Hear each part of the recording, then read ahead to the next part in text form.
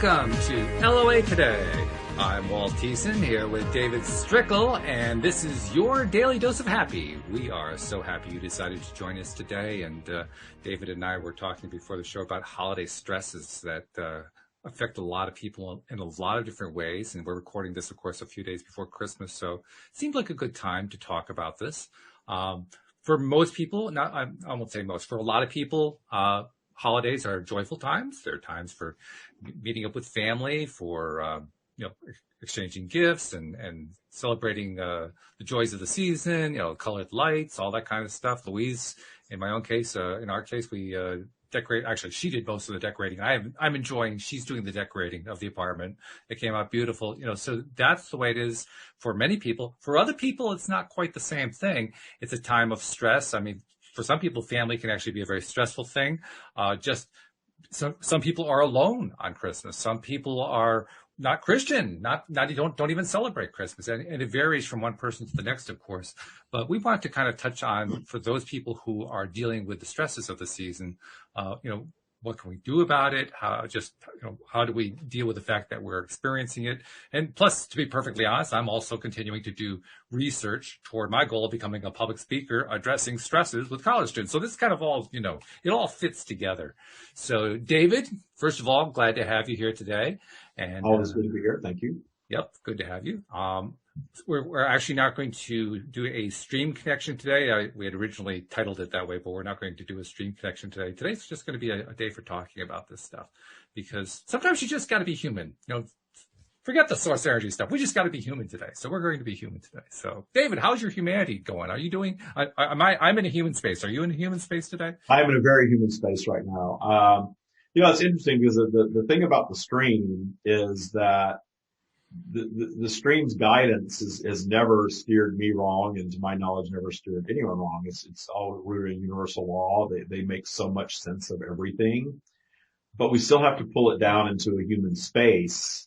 And that's why I created Taya, because the idea of just think about the things that you want and they will be, that sounds great. And we know that works, but we have vibrational flow. We're in a polarized environment.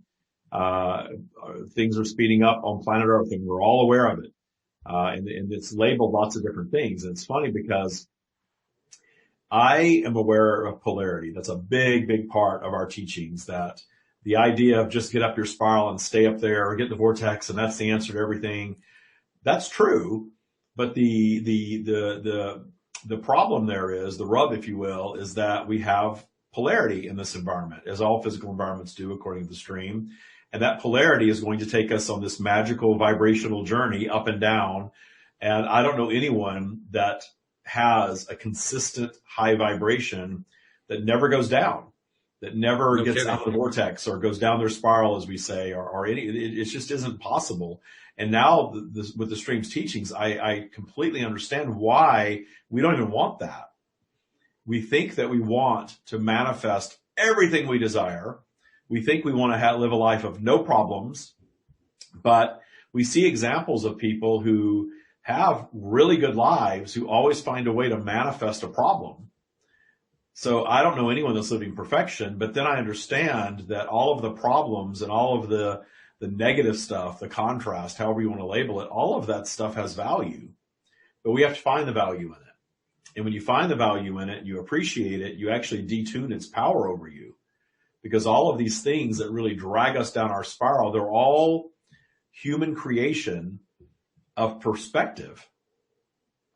The holiday that's coming up, if you celebrate Christmas, or if you don't celebrate Christmas, but you feel pressure to have this perfect day, or to be with people because you're supposed to be with people, you turn on the television and the Hallmark movie's on and everyone's together at the end laughing and in love and everything's perfect. And then take your own life into consideration and suddenly you feel alone, or you're in a bad relationship, or because of COVID, you're not able to be with family and friends. And then that takes you down your spiral because you're judging yourself about it.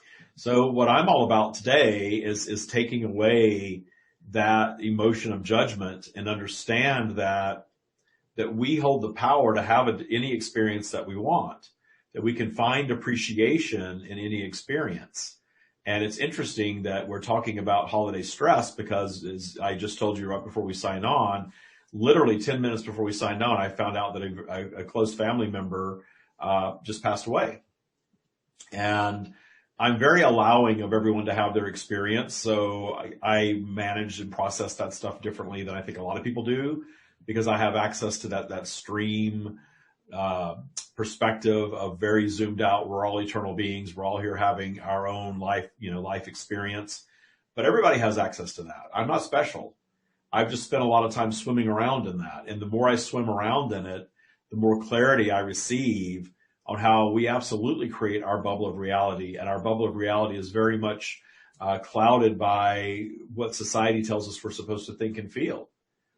So when we're on Instagram comparing our lives to the perfect home and the perfect body, the perfect car and the mountain of money and the beautiful physique and the beautiful, face and perfect hair and all that stuff, if it's inspiring, that's great. But if it's not, we need to go do something that's more inspiring, because that's not reality for anyone anyway. I call that the Instagram version of life.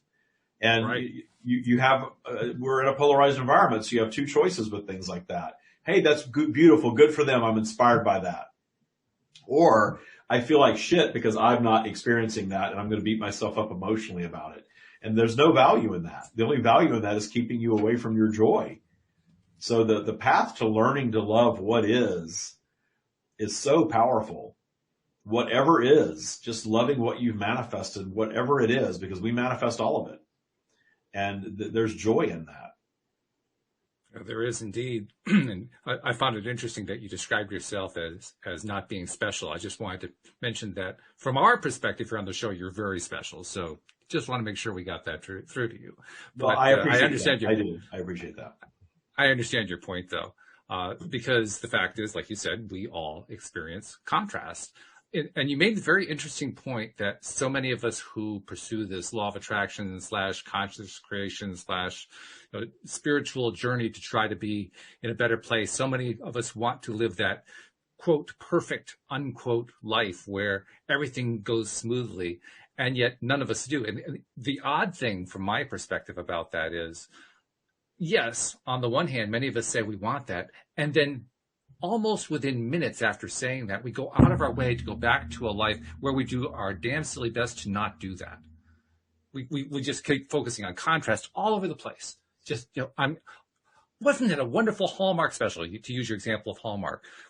What are you doing? What are you doing with that remote? Put the remote down. It's like 10 seconds later, we forgot what we were even saying. It's an amazing thing.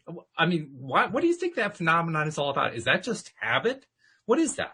Because we have been taught this constant stream of be fearful, you're a victim, life is happening to you, you have no control over it, the 1% are controlling your life, and it seems as though the more people go through an awakening experience and they're sort of understanding that, okay, there are universal laws at play in our lives, and we have more power than we think, and we have this sort of mass ascension of consciousness, the polarity of that is more conspiracy theories. There are more, there have always been conspiracy theories, and there are more now than I've ever encountered on my 52 years on the planet. And of course we have social media that just gives everything a megaphone now, but everything is a conspiracy theory. And you get on TikTok, and there's a lot of great things on TikTok. I've learned a lot of stuff on TikTok, but the negative side of that is there's all these ominous videos of how this person's controlling your life and the Illuminati is doing that. And the thing about that is, and the stream had a really good point to make about this, is that there may be some truth in some of those, that some of those may be completely true. Anything is possible. Most things are not probable. I love that. And what power are we giving to it? Because if we're giving power to politics, and we're giving power to the conspiracy theories, and we're really fixated, there's somebody that I'm close to that's now really going down the rabbit hole of this red pill, blue pill thing. They're seeing everything clearly, and their version of clarity is the whole world is a big conspiracy, and everyone's out to get you, and it's all a big lie, and it's all a big sham, and everything is evil. And I thought, wow, I think I'll take the fake pill then. I think I want to take the pill to live in the la la land reality. Sometimes I make fun of spirituality and spiritual teachings that it's fairy dust and rainbows, but I'll take the fairy dust and rainbows over, a constant dose of fear any day, because how is it serving me? How is my that one thinking? out? That's what I was asking you. I don't understand how it's serving me. Yeah, So that's why I look at, okay, maybe expert. Bill Gates is injecting everyone with a chip to track you and read your thoughts. How is it serving me to concern myself with that? Don't know. I've lived 52 years, and most of them have been bountiful years, if you will, abundant years, and most of them have been happy. Especially the most recent 10 years have been very happy. So I'm happy in my now, and it's not perfect, but I have found peace and happiness in my now. If I let myself go down the rabbit hole of conspiracy theories, worrying about whether Bill Gates is taking over the world with a vaccine or not, how is that serving my happiness in my now? Am I going to stop the vaccine for COVID? Should I try to stop the vaccine for COVID? Can I just zoom out and allow everyone to have their experience that they're having? Yeah. And that's where spirituality is a very helpful thing in my life, is seeing myself as an eternal being. And here's the thing, Walt, I see myself as an eternal being. So I take the pressure off of the life that I'm having, because yes, I'm an eternal being. Nothing's going to end that which I am. I love what the stream says. And if at the end of my life, I die and I return to nothingness and nothing happens and I just cease to be and I was wrong, then my being wrong just caused me to have a more joyous life while I had it. And if I'm right, then hey, I'm an eternal being and I had this temporary human experience that was not perfect by any means, but was pretty damn joyful because I learned how to find joy. And now I'm moving on to whatever's next. Of course, I could also point out that somebody who is, to use your example about the conspiracy theorist may actually be pursuing a path of learning to let go of conspiracy theories. I mean, there's lots of different possibilities, of course, but that's just one of them. And in the process of doing that, they're going to go out of their way to hook into as many conspiracy theories as they can find that they resonate with, that feels good to them. Well, good is in the relative sense. The interesting thing about conspiracy theories, they never actually focus on things that they like. They always focus on things they don't like, but they really like the fact that they don't like it. Yeah. Well, the interesting thing too is that if it's never proven, then it just kind of moves on to something else and something else and something else and something else and something else. And even when something's disproven, the belief system, we all create our own reality. We create our little bubble. And if you're existing in a bubble where all that stuff is true, then you are going to create a reality where it's all true. Mm-hmm. And it doesn't matter what is disproven, because in your mind, and we see that in play around us, and we probably all know people that we look at and want to judge as, oh my God, why are you thinking that? And why can't you see past this? Well, their bubble of reality is not that. This person whom I'm close to, smart person, but they are really, really, really, really, really into all of this stuff right now. And I think you're absolutely right. They are manifesting this reality of all of these conspiracy theories and getting really bound up in this, probably to create enough contrast in their own life to then use that as a tool to expand beyond the need to worry about such things. Right. Yeah. Yeah. But it's not my business to try to help them in or out of it at all. My place probably is would be to getting step in the back way and allow them to have their experience. Yeah, you'd be in the way. If you actually stepped in and interfered with that, you'd probably just succeed in pissing them off, and that's about it. Yeah, you just disconnect. It wouldn't actually help. Yeah. So I talk to a lot of people that do things similar to what I do, and a lot of times it's, I'm going to heal the world, I'm going to save the world. And I just think, well, gosh, I don't think the world needs healing or saving, and I don't think I'm the healer or savior of the world. I'm offering something up with my sharing of the stream and the Taya practice for those that want to partake. But even people, that are getting into the Taya practice, I have to realize that any need for them to have a certain experience is just my ego. They're having the experience that they're having, and it varies for everyone. And I feel like there's tools in there that can help anyone live a better life. But if they choose not to, that's the path that they're manifesting. And any need for someone to be a Taya master and be a Taya person, that's all my ego crap. That's all that is. Because even the stream says this isn't for everyone. This is for those that are ready for it. This is something that's co-created. That's a useful set of tools for people that are aligned with it, but not all of humanity is aligned with it, nor will they ever be. And that's completely fine. So there's one example of how it's possible to be entering the holiday season and feeling down because there's a family member who is into some sort of conspiracy theory that, from your perspective, maybe a bunch of nonsense, but not from their perspective. And I mean, I've already been hearing stories before the Christmas holiday of family members who have basically unfriended each other in the realm of life. They won't even speak to each other anymore because of some conspiracy theory or other that they're lashed onto, and the other person is saying, how could you possibly latch onto that? And they won't even speak to each other. Yeah. So I could just imagine what it's like for, a family like that going into the Christmas holiday. Like, you're looking forward to going to some place, if you're going out at all. A lot of people aren't going out at all. But if you are going out, you're going to a family gathering where there are going to be a bunch of people there who won't have anything to do with you. That's a great thing to look forward to. Yeah. Here's the thing. I mean, certainly I am one who've experienced, for a couple of reasons, family that doesn't want to have anything to do with me. And I'm completely at peace with that now.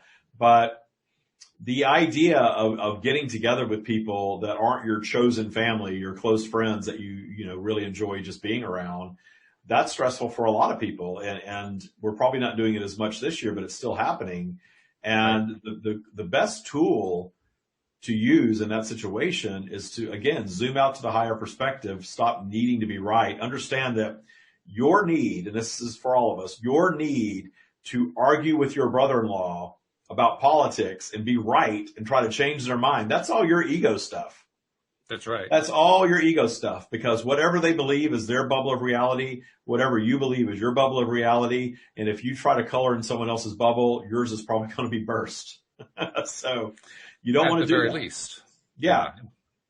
Yeah. So much better to just appreciate them for the experience they're having and not need to be right. And don't attach yourself to the need of an outcome. Yeah. Easier said than done, though. I mean, like you said, you made a whole practice. The TYA practice is about that. It's literally about doing that thing. And the best way to summarize the tool set is what you described, zooming out and developing that perspective of you're okay with it. But that's a big deal. That's something, I mean, that's why people join your boot camp, to learn how to do that, because it's not something that you can just easily say, oh, yeah, I'm going to snap my fingers and I'm just going to zoom right back and I'm done. I'm in a great space. That's not the way we normally work things as human beings. We're, like we said before, we're kind of attached to all this negativity that's going on. So let's talk about some of the strategies that we can kind of undertake in order to get there. I mean, we've talked about them before, but let's kind of underline them, and let's do it from a perspective of doing it during the holidays. Yeah, the like I said, the unique thing about the holidays is that you're thrust into these situations where you're around people that you wouldn't normally choose to be around necessarily. And the tool of appreciation and intention is very important too. Setting an intention before you ever enter the scenario, whether it's a Zoom meeting or actually going to somebody's house or somebody coming to your house, setting that positive intention and understanding that anything that triggers you is your choice. And a good little exercise. And again, just to demonstrate that I'm not perfect, for Thanksgiving, I made this feast for Thanksgiving this year, and I love to cook, and I've now learned how to bake, unfortunately, during COVID. And I cooked and I baked and I made this fantastic meal, and Michael's mother came over and she started complaining and picking it apart as she was devouring it. Oh, and I was really tired. Yeah, he pointed out on the third helping of my gravy, she announced that she didn't like my gravy. Like, well, there was something you liked in there to the tune of about a cup and a half. But apparently, anyway, yeah. So, and I have to say, I do like my own cooking. I do think I'm a good cook, and most people think I'm a good cook that eat my cooking, but she was not appreciative of it. And it really bothered me. And I didn't say anything in the moment because it's his mother and she's, an older lady, and I'm not going to get into all that. But I let it bother me afterward. And then I realized, I'm not practicing what I teach, but I was really exhausted that day because I cooked all the day before. And when your energy is low, you're more susceptible to be triggered because your vibration is low. I didn't do my vibrational work on Thanksgiving. I was too busy running around doing things that weren't as important. And I didn't do the one thing that I teach all over the place on the one day I needed to do it. And it impacted me. And so we went to see her the next day. She lives 2 blocks away. And I realized I need to detune her and not worry about that stuff. That's about me and not about her. And I did. I found appreciation for her. And we went over and had a wonderful visit with her. And now I'm going to see her for Christmas Eve and Christmas Day. And I promise you, I'm going to do my work. I'm going to use my Taya tools and have a much better experience than I did on Thanksgiving. And it was all on me that was the experience on Thanksgiving. I make the dinner and the meal that I make, and people like it or they don't. It's not about me. They are always free to go to the refrigerator and find something else, or order in or do whatever they want to do. But, their reaction to it is only my trigger if I let it be my trigger. So not allowing yourself to be triggered, being okay if you do get triggered, understanding that we're all vibrational beings, and when you're in low vibe, things can happen. But then not holding a grudge and making a big deal out of it and going on and on and on about it, just taking ownership of it and correcting the situation through appreciation. Yeah, that going on and on. Talk about law of attraction. I mean, you're guaranteeing you're going to have more opportunities for that. Yeah, you're sprinkling more fuel on the situation, certainly. Absolutely, yeah. But you did make a really great point. You made a few great points there, one of which was it happened when your energy was low. And that's something that it's really easy to do. I mean, you described how you did not take the time to do your usual practices to get yourself into that higher vibe space. And we've all done that. I've done that just about every day. I mean, I'm getting better at not doing it every day, but nevertheless, it happens frequently. But nevertheless, even as it happens, probably the most important thing is recognizing it. And despite the fact that you allowed yourself to fall into that space, you recognized it. So I guess my point is, isn't it true that probably the most important step is recognizing that you're in a low vibration state rather than in a high vibration state? Yeah. Well, oddly, that's a big part of Taya, is recognizing where our vibe is all the time. But the thing about being in low vibe that's so interesting is it's like being intoxicated. Because when you're intoxicated, if you're just a little intoxicated, if you had one or two drinks, and I've had an experience before where I have one or two drinks and I think I'm fine. And then I get in the car to drive and realize I have no business driving right now. I am not fine. So we've all had experiences like that. It clouds your judgment. Being DTS, being in lower vibration, clouds your judgment. You're a different being down there than you are when you're up. And we all know this. We can't even access that high vibe down there sometimes. We've got to pull out our toolkit to move up. And you've got to be intentional about doing that. I don't just naturally always go right back up to spiral, even though I've got a practice that gives me all the tools to do that. I get busy. I'm a type A personality. I'm an overachiever. I want to cook the big, perfect meal and have everything great and have everybody happy. And, I still want that. That's my human side of me. And I'm running around doing all of that stuff instead of going outside and petting my dog for a moment and looking at the sky. And the good news is that when you do enough vibrational work to keep your vibe relatively high all the time, accessing that high vibe is really easy. And it's easy for me. So there was no excuse for me not to do that. I just didn't think to do it because I was already in low vibration, because I got exhausted myself the day before getting everything ready. And the stream says that the very first little bump into the wall, the very first little thing that doesn't go right, you were already DTS to begin with, or it wouldn't have happened that way. So it's not like, I watched this and watching this sent me down my spiral. You would have not come in contact with watching something like that if you weren't already down your spiral a bit to begin with. You just aligned with something that then you allowed to send you further down your spiral. And of course, DTS is down the spiral for those who are trying to connect the anagram to the acronym rather to the, well, I guess it's an anagram now that I think about it. It's both. Yeah, DTS is below neutral, and neutral is that state of no thought where we meditate and connect with source, and source is there and above. So anything below that source connection is DTS, even if it's just mild DTS, if you will, because a lot of times we're in get it done mode like I was, and we don't realize we're DTS. We're not depressed. We're not angry, but the triggers come easier though. The little thing that doesn't go right can trigger us when we're down there. When we're up, nothing can trigger us. When I'm really up the spiral, nothing goes wrong. And if something seems like it's going wrong, I know that it's going right. Everything's right with the world up there. And Taya is all about keeping yourself in that state most of the time, but understanding that you're not going to keep yourself there all the time. We're going to go through vibrational flow. And that has value. That's why we're here. No, that's why we're here, right? That's why we came into this life. The other thing that I find to be helpful, and I like the way you voiced it there, you talked about how after you've been doing a practice on a regular basis of staying in a higher vibe so that it's more familiar, so that it's more frequent, when you do slip down into that DTS, that downward spiral, it's easier to bounce back out of it. And I think it's because you've got the habit built up. That is a message I would have loved to have heard when I was first starting out, because it seemed like every single time that I would try to do something to raise my vibration, it was like Atlas putting the world on his shoulders and trying to stand up. It was that difficult. But you're right, over time, and I've learned this through my own direct experience, as I continued to work on myself on a day-to-day basis, taking little tiny, what Daniel Mangena calls micro steps or micro shifts, just one little tiny bit at a time. Over time, I was surprised. A day would come along where something would go wrong. I'd have some negative response to something. I'd recognize that I'd fallen into that lower energy space, and then I would try to climb out, and I climbed out easily. That surprised me. That part. That's all because I've been doing the work. It's all vibrational. So we have a frequency, and you're not going to shift from one frequency. It's like the old radio dial where, to get from this end of the dial to that end of the dial, you've got to go through these other channels, right? Right. You hear the country station and the Christian preacher and the soul station and all that, all the way to whatever it is you're going to listen to. You get to hear all that stuff. And that's how vibration works. We've got to dial through these micro vibrations to get to the end result that we want. And the key to that is really appreciating and enjoying all these little steps. That's why we talk so much about appreciating the now. Don't get into Taya Boot Camp and say, I'm going to be happy when I graduate Taya Boot Camp. You're never going to graduate Taya Boot Camp.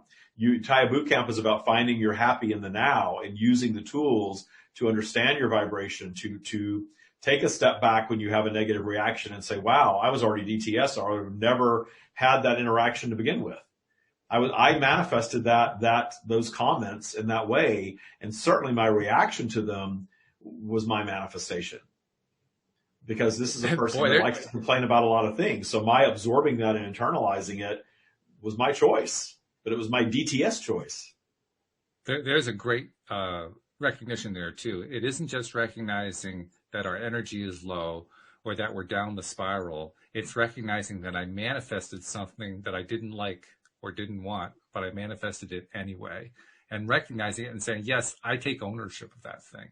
That I don't know if that fits into your step by step in TYA. Yeah, that's very Taya. That whole scenario is very Taya. And what happens is that I do enough vibrational work to where I didn't lose it with her or blow up, which would have been a bad thing.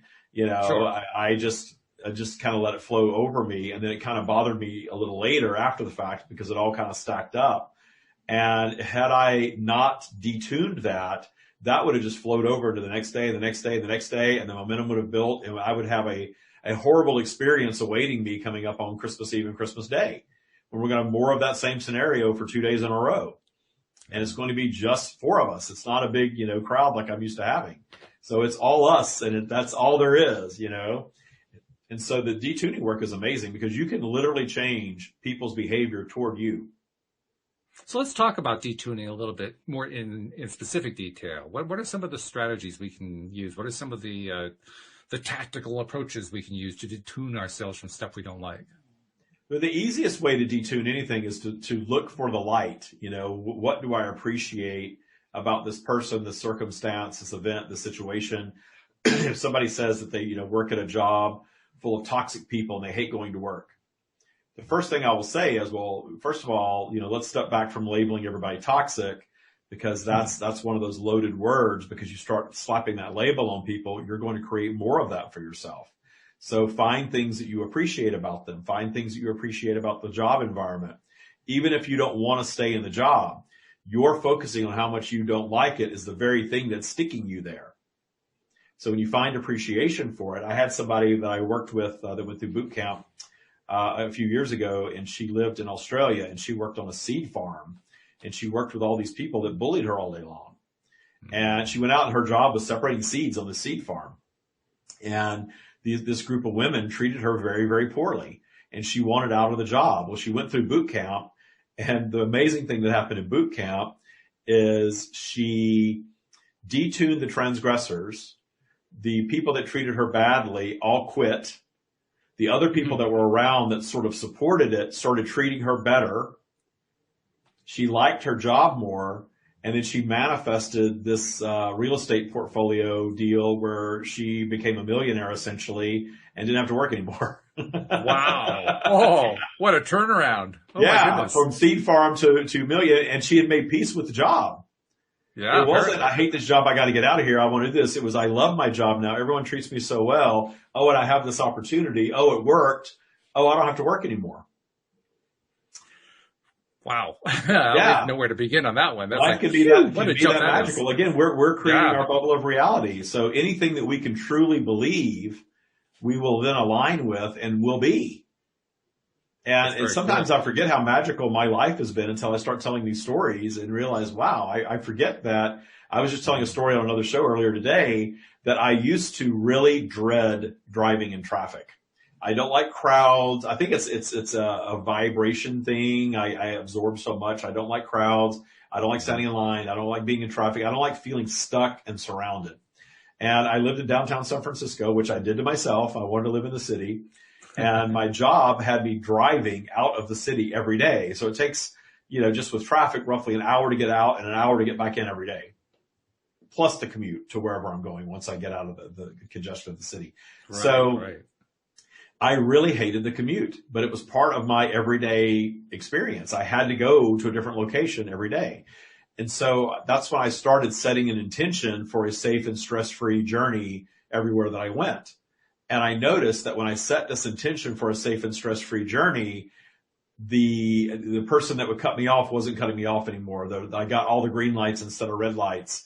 Traffic eased up. There were times that I found myself, I forget the freeway. It's a busy freeway. It's about 5 lanes each direction or 6 lanes.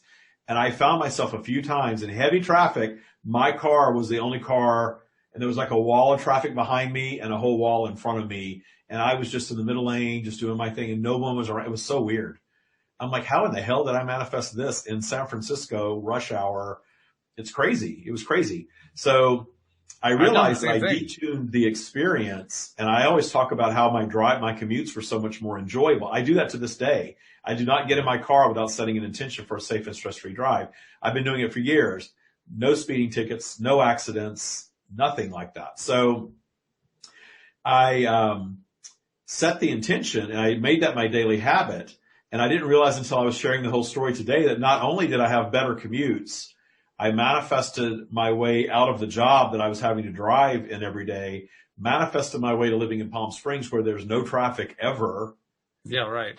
Unless I want to go into LA, that's a whole different story. But out here, my daily life, there's no traffic here. Mm-hmm. And my car sits in the garage 6 to 7 days a week and doesn't even move because all my business is done right now from home. Right. And it was sort of like, holy shit, I completely manifested a path away from ever having to sit in traffic ever. It was way beyond just appreciating and making it better in the moment. I manifested, the bigger picture is I also manifested my way out of the job that required the commute, out of the city that caused the commute, into a life situation where there is no commute. How crazy is that? That's very crazy, but it's cool. I like it a lot. Yeah, and I didn't fully put all that together until just today. Well, a couple things occurred to me, too, while you were telling that story. One thing that occurred to me is, you told a wonderful story early on there about a person who worked on a seed farm and ended up becoming a millionaire because she detuned the negative people she was working with, which is an amazing story. I can't say I've had lots of experiences like that one. I haven't, but I have had experiences where I didn't call it detuning, but it was essentially the same thing. I would find I would be working with, or I would be associating with somebody who I didn't like very much and wasn't getting along with and wasn't enjoying. And I would attempt to just do something to change the dynamic, and I would do it in a positive way. And usually what would happen is, let's say it was somebody who habitually criticized me, okay? So I go into the environment where this person is habitually criticizing me, and maybe I don't know, I say something nice about what they're wearing that day. And that's so completely out of the realm of what they're used to from me that you can just see the cognitive dissonance playing around with their head, right? Like, that doesn't compute. So they just kind of reject it and they go right back to the old pattern. And so then I come up with something else to say that is pleasant and nice about them or about what they're doing, and you did a great job on that project or whatever, and the cognitive dissonance starts to play in their head again. And after 2 or 3 of those, it's almost like they lose their bearings. And that's fun for me. Watching somebody who is so used to a pattern, a negative pattern with me, lose their bearings because I shifted the way that I was dealing with them. And I have actually experienced what you described where her coworkers actually disappeared. They went away. I've experienced that as well. But even the more immediate effect of just seeing what happens during that first day when you try it, and then maybe the second day and the third day, the behavioral pattern disruption is almost funny. It's almost amusing. Yeah. When you realize that you're powerful enough to change the behavior of other people toward you, that is magical, but it's true. You can change the traffic around you. You can change your coworkers. You can change your family. And the detuning process is very, very powerful because the energy that you're putting toward it is completely shifted. I appreciate you as you are. It doesn't matter to me what you believe, what your conspiracy theories are or aren't. Whatever it is, I just appreciate you the way that you are. I'm going to allow you to have your experience. It's not my business. It's not my business to change the world. It's not my business to change your mind. I'm creating my bubble of reality. You create yours and enjoy it. And they are disarmed really in that vibration and detuned ultimately. And you can continue to do that work and detune really in Taya, we detune all of our transgressors, everything, every unwanted, anything that we cannot look upon in full appreciation, we detune through appreciation. Something bubbles up that you don't appreciate, there's something to detune right there. And there's usually a root to it that is much bigger than the little thing that's just bothering you in the moment. Yeah, oh, sure. Jenny in the live stream added a comment about this. She said, detuning from your mother-in-law reminds me of the concept of detaching with love. And I guess because you're focusing more on what it is that you like, that is detaching with love, isn't it? Yeah. Well, and the idea of detaching can mean you have to separate from them. She lives 2 blocks away. I see her all the time. She loves my dog, so I'm constantly over there. So the detuning, and I don't know exactly what she means by detaching, but it's detaching for the need for approval or the need of cooperation or the need of any kind of specific outcome. Because if we detach from the need of an outcome, we always have a much better experience. We hang so much, on the job promotion or the bank loan or getting that house, or we just think our happiness just hangs on something and we make it so big. And if we don't get it, we're just destroyed. And if you set an intention for best possible outcome, I cannot tell you how many times in my life something didn't go right in the moment that ended up being the biggest blessing ever. Yep. One of the things that when I was in the home furnishings business, I was interviewing, and there was a company that I wanted to work for, and they were sort of the Rolls Royce of the industry. I sort of worked for the Mercedes Benz of the industry, and I wanted to work for the Rolls Royce, right? And I was interviewing to be the president of the company. And I was very far along in the process. I had been flown to multiple interviews. I had been to a corporate psychologist.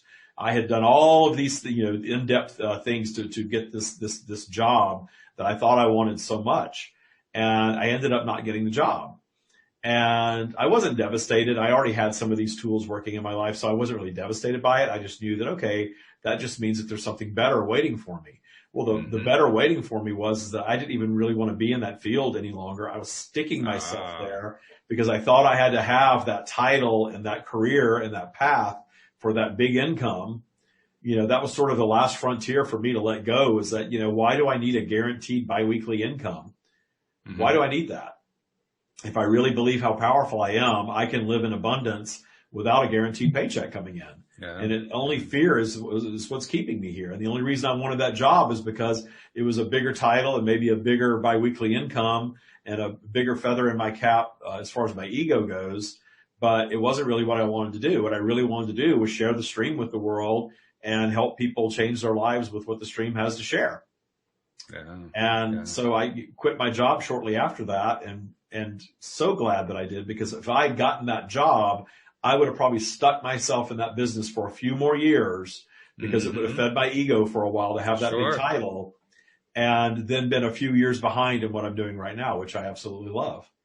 Yeah, there you go. That's a good way to It could be just now that getting as well. started, you know? Yeah. Yeah, right. Yeah. Also, the story you told about how you were trying to handle the commute into San Francisco, and you described at one point how you'd be flowing into the traffic, and the traffic would almost be getting out of the way. I can really identify with that. I've experienced that on a number of occasions.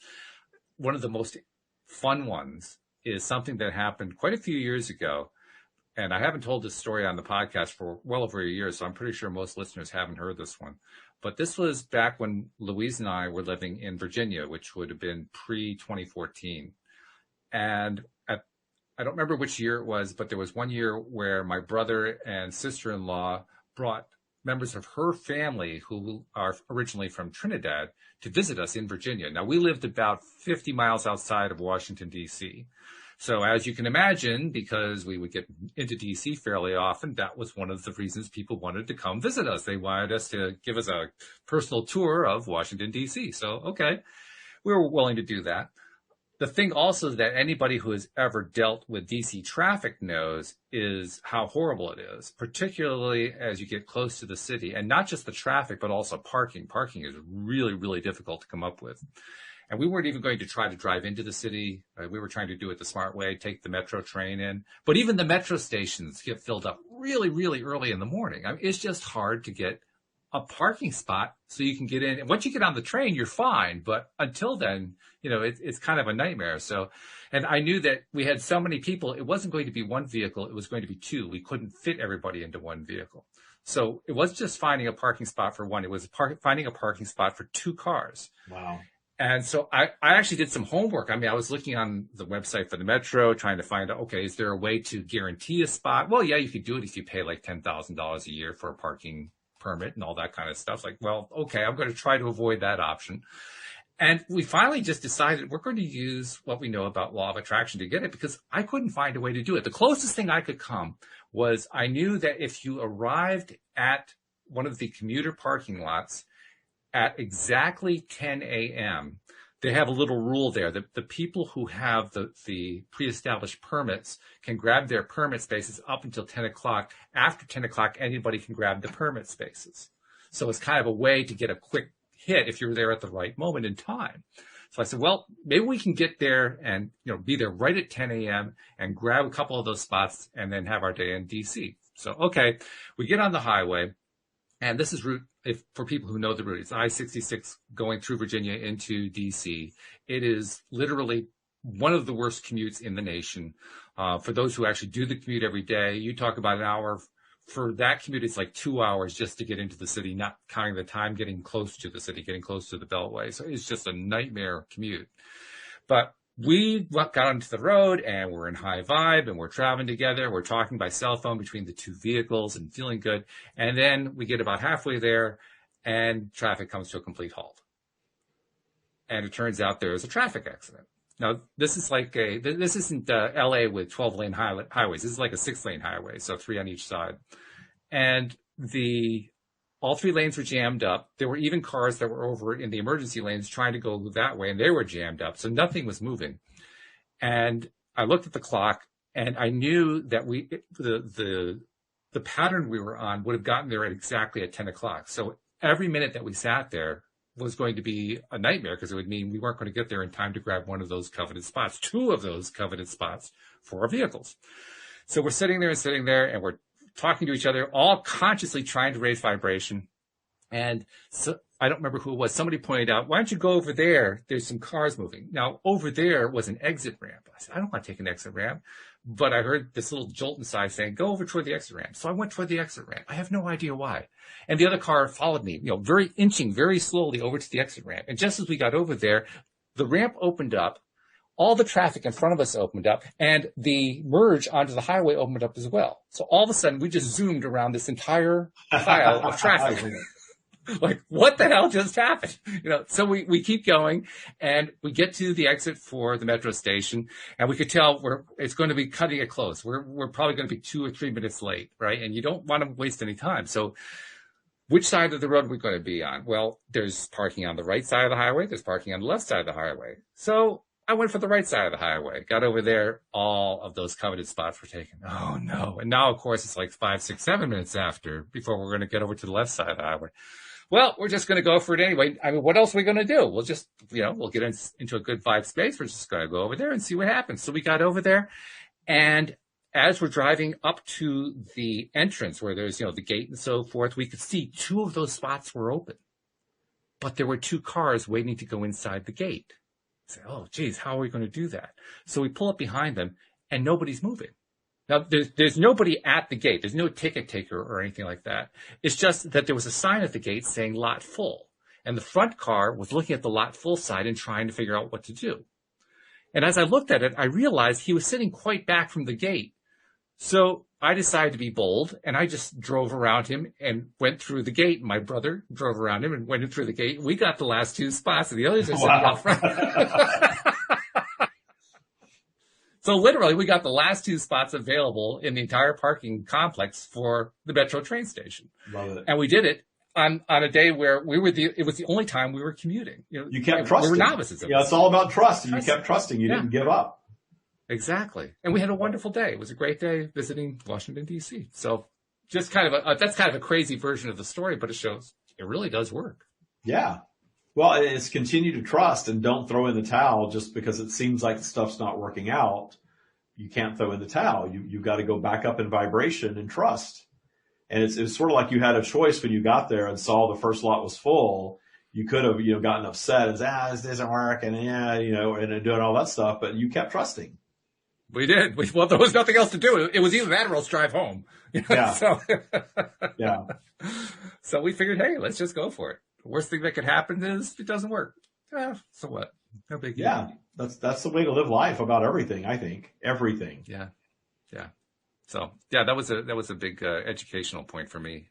And ever since then, I've had many experiences where not even asking for it, traffic just opens up for me in the middle of a very, very busy highway. And I'll look at it and, it'll be one of those deals where you have 2 or 3 lanes available and 2 of the lanes are all jammed up and the 3rd lane was jammed up and you pull into it and all of a sudden, literally, it's like the cars move out of their way so you can pass. Yeah. Which is a really strange feeling. It's fun. Once you practice it enough, then it becomes your default vibration. Your subconscious starts thinking, I move with ease through traffic. I get parking spaces.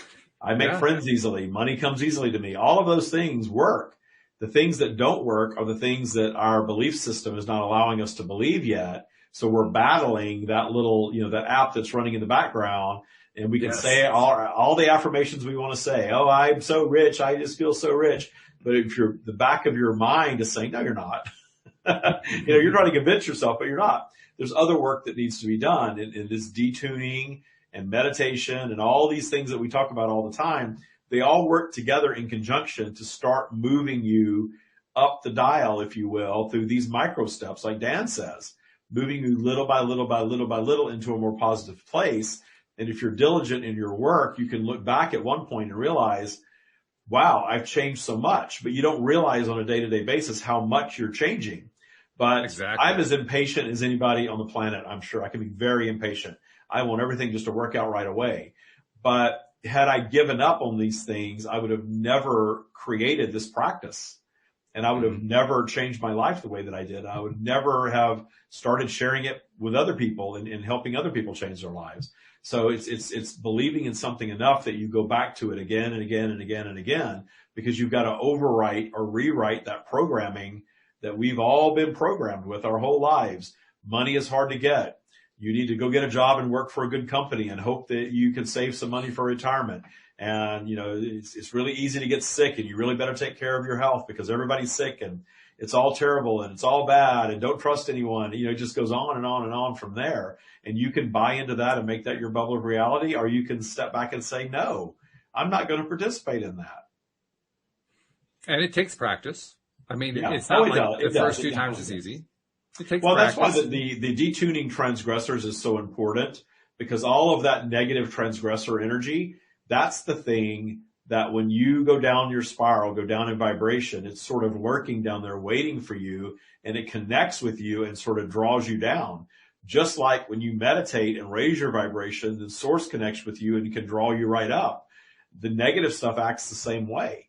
And you feel like you're on this downward spiral that you can't stop, that you're just sliding. And it's because you've got all of that transgressor energy just waiting for you down there. But when you start working on detuning it systematically, there's less and less and less of that energy. And then what you'll find is things will bubble up and sort of present itself for you to pay attention to. Here's another limiting belief that I have that I can now go about detuning by finding the root of it and finding appreciation for it and not having it be a trigger for me anymore. Once you appreciate something, it doesn't trigger you. Once you appreciate your mother-in-law that complains about your cooking, her complaining will not be a trigger for you anymore. Yeah, which is odd, but it is what happens. That's the point I want to make, that it feels odd when it first happens. And it's almost like you have to kind of allow yourself to say, you know what? I deserve that. You know what? I deserve that kind of positive result. It's okay that it's happening. I actually earned that. Whatever it takes to get yourself accepting it, because this is a big theme for me. It's easy for those things to show up and to not give them the attention. It's easy to just. Well, think about how we give old people a pass, right? Mm-hmm. My grandmother was Southern. She lived in North Louisiana in one little town her whole life. Very stereotypical Southern woman. And she died at 95 a few years ago. And before she died, I took my then partner, who was from New York, to meet her. And he had not been raised around that type of mindset. Very racially divided mindset. I'll just kind of leave it at that. Right. She would say things and use words that we're not supposed to say and use, right? Mm-hmm. And my attitude toward her, she's 95 years old. You're not going to change who she is. Just, let her be herself. Everyone around her treats her like that. And that's how we treat people of a certain age usually. We're not going to start arguing with a 95-year-old woman who can barely get out of her chair that, she shouldn't say that and it's awful and it's terrible.